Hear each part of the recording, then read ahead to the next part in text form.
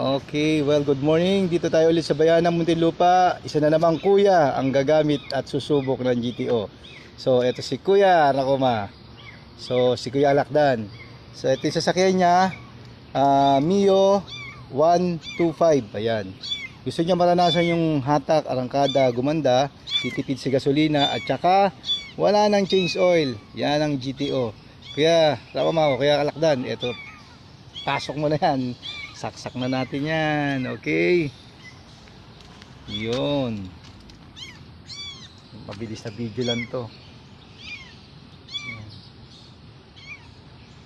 Bawat patak importante, walang masasayang. Ayan.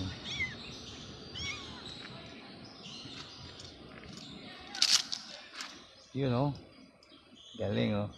Pagkatapos yan, idle natin ng 3 minutes para humalong maigi yung langis.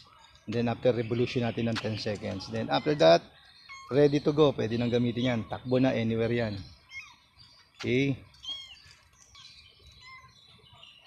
Yan.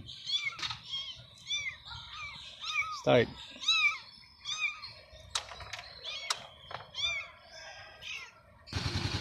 Ayan na.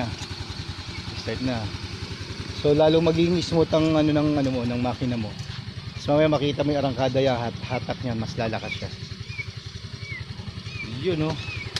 Bago na namang Climate Hero, si Kuya Alakdan. Ayan na siya.